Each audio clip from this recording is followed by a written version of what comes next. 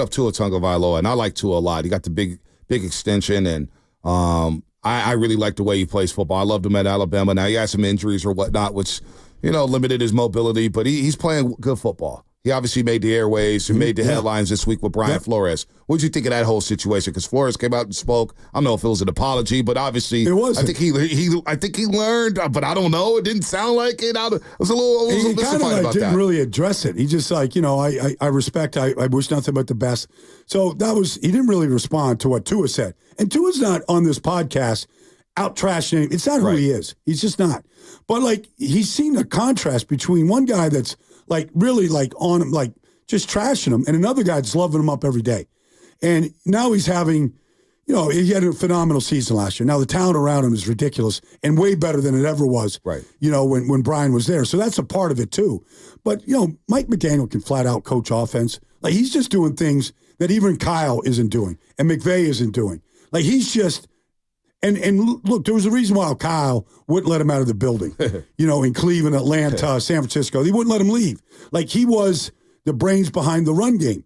And so you see that now.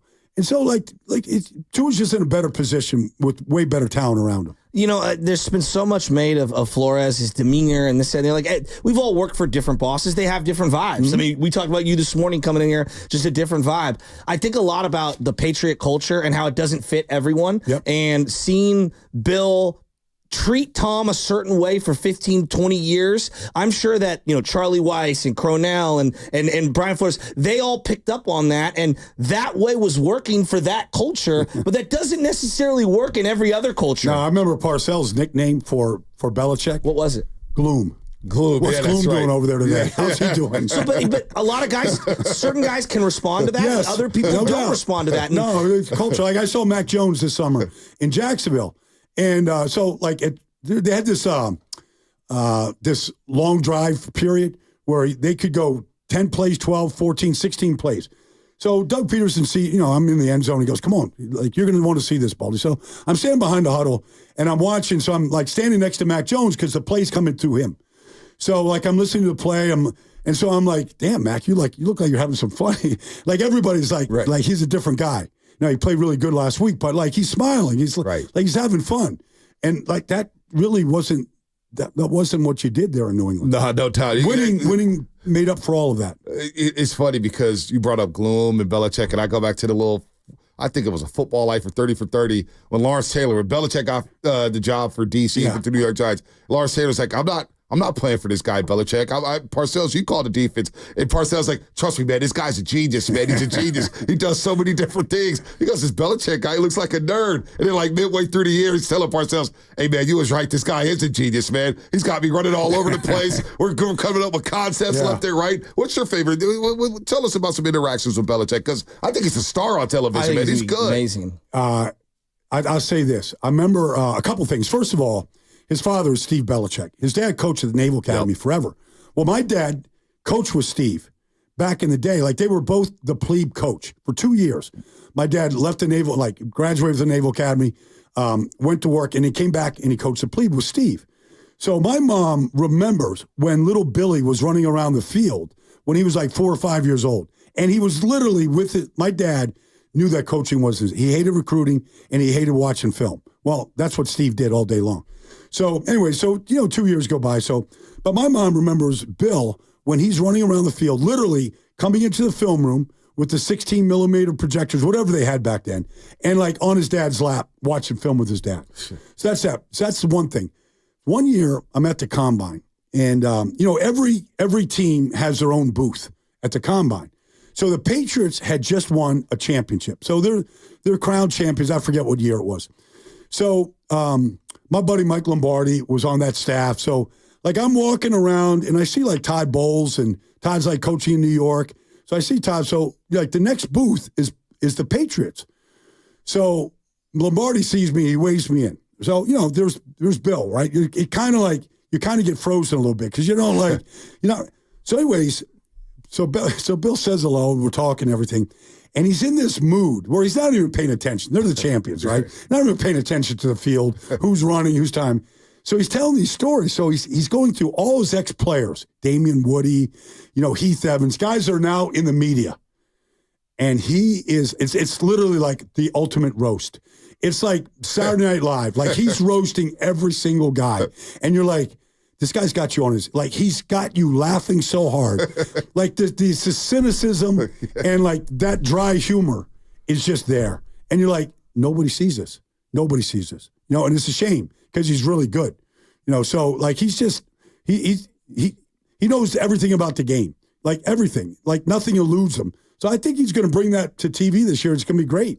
Yeah, I know that taking a year off, there's some benefits to that, kind of resetting your brain and whatnot. Sean Payton did that. Mm-hmm. I was shocked nobody went after him. I don't know what Atlanta was thinking. Like nothing against Raheem, but like if you put Bill with that roster, like I don't know, maybe they win it all. Like I mean, maybe Raheem will too. I'm not trashing Raheem, but I don't know how you could interview Bill Belichick and not say, okay, like. This can be a fresh start. Let's go. You think he comes back? Oh, I absolutely do. I think he's got this because he's a lifer. Like he lives for the grind. There are certain people that live for the grind of practice and routine and all that. Like look at him. Like I'm sure he's having a nice time with a pause in his life right now. But most of these guys, he lives for this, right? Well, I mean, he's up at the University of Washington. His son's up there coaching. He knows a bunch of the staff up there, and he's got the whistle, and he's out there on the field, and like it's just home. Shanahan wanted to bring him in. He was like, "What role do you want? What role do you want? Come in the building." I remember one time I'm in Foxborough. They had a playoff game. Maybe it was Tennessee, whoever it was. So I'm working for Fox, so I got to do the post game interview. So Richard Seymour, right? So it's like the divisional. I don't think it's the NFC. I don't think it's the AFC Championship divisional round game. I think it's the divisional round game. So, anyways, I got Seymour. We're ready to go live, right? So I got Richard there, and he's the star of the game, whatever. So Belichick is walking by off the field, and he walks by us, and then he comes back and he grabs Seymour like off the interview, and he's like, "We got another game to play." Like, stop. They were just a little bit. Belichick's hilarious, man. Hey, by the way, you're listening to 95.7 The Game, KGMZ FM, and AC1 San Francisco, and Odyssey Sports Station, always live on the free Odyssey app. That last segment sponsored by Golden State Lumber, serving the Bay Area for 3 generations. When you succeed, we succeed. Visit GoldenStateLumber.com. Do not forget, we are qualifying 2 lucky people today to have breakfast with the roast September the 6th on a Friday. They get ready for football season. Don't forget Monday Night Football, September the 9th, but we'll have breakfast provided by Jack's Restaurant. That'll be happening. We'll do that between 7:30 and 8 o'clock. So you want to be tapped in for that, and I'll give out the number with that one there. 49ers, Ayuk, Trent Williams, my guy Shasky's over here a little worried. I get it. The vibe's been off. Mm-hmm. Have you felt that just through Twitter, for what you hear from your Mike Garafalo from NFL Network? Well, I mean, like the story's the story, right? So you got 2 stars on the team that they're clearly not as good without. And so nobody's talking about the development of Dominic Pooney or what they're going to do, at certain positions. Nobody's talking about Malik Mustafa. Nobody's talking about any of these guys, and they should be. Or the return of Hufanga, like they're talking about these stories. So the vibe is going to be off because 2 of your biggest stars aren't there. You think it's off within the team, though? Within that locker room, in the film room, or are they? Fred Warner's there, George Kittle's there. We're going to talk to Kittle. Yeah, check. Yeah, Dre Greenlaw's coming back. So it's. I don't think it's going to be. And then you come off a Super Bowl loss in overtime like it did. Like it's not going to be as positive as it probably was last year at this time. I looked at Nick Bosa. You spent a lot of time in the offseason with Nick Bosa, which is I want to pick your brain about. Watching him year one, I'm like, wow, 21 years old. He looks like the best defensive player on the team. He's throwing grown men like sacks of potatoes. And he had a monster DPOY year. Monster. Mm-hmm. Even though he had the groin injury that year, I mean, he took over fourth quarter games. Mm-hmm. Thought last year was like a really disappointing year for me. He's one of my favorite players. Like I told Bonte after like a year and a half, I'm like, he might be an all-time 49er already. Like that's how good he is talent-wise. You're looking at a Hall of Fame talent level player. How much did it wear on him this offseason, how last year went down? Just his particular play. Well, I'll tell you a story. I can't tell you this one story on the air. I'll tell you off the air. But, like, the Super Bowl was a downer. Like, it's just, it's what it's supposed to be all about. And you're right there. And, you can't bring home, you can't bring home the bacon, and so they don't have a trophy.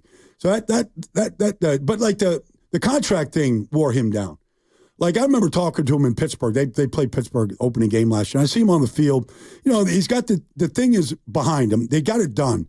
But it's like, I go, you ever read the contract, Nick? He goes, he's like this. It's like a novel, Like, you don't read these things. But, like, at some point, you just tell your agent just to stop calling me. Like, you just don't want to know because you're going to hear the things that you don't want to hear from the team because it's a business. So it wears you out. And I think he was worn out a little bit by the whole thing. Like, you're relieved. Like, the best day is when you actually sign it and you're just relieved. It's over. But it doesn't make you really feel that much better, And so while you get it and you can't complain about it because, you're set for life and all that kind of stuff. But at the same time, it just wears you down. And you're not with your teammates the whole offseason. Damn.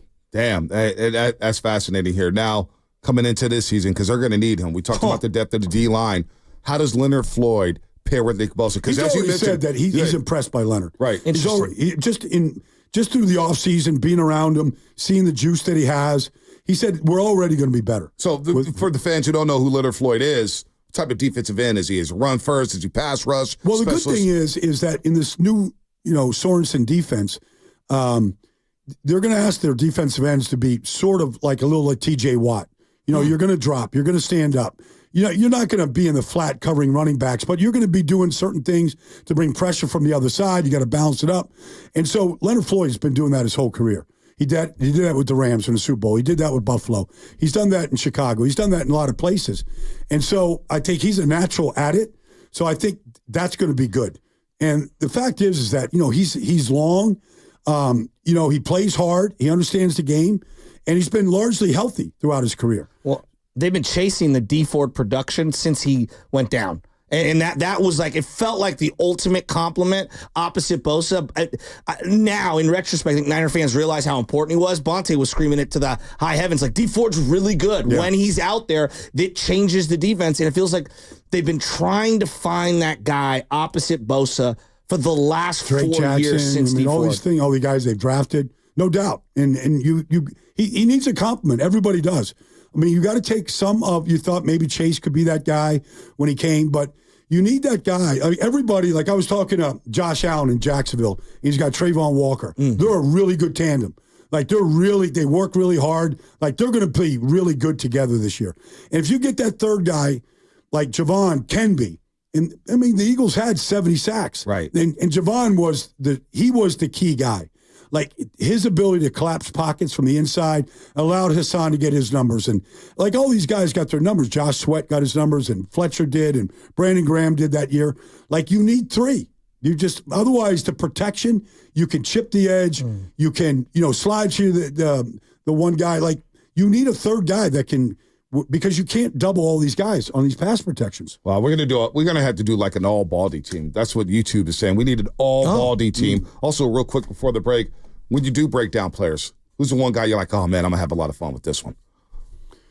Well, I mean, George Kittle blocking is a lot of fun. Like, watching George just take delight and just planting guys into the turf is like, I mean, Trent just on, like, not even on the play side blocks, but on his backside blocks, he does something nobody else in this league can do. He just takes that defensive end, and they're coming, they're trying to come out low, and he grabs him by the back of the helmet and he slams him to the ground. And then he goes on to the second level. Nobody can execute that block the way Trent can. Any concern with him missing camp, or is Trent just a veteran that you say, nobody could plug and play? Or does he need a week or two to get ready for the New York Jets? I'm assuming he's back in Longview, Texas. There's not a whole lot to do in Longview, as far as I know.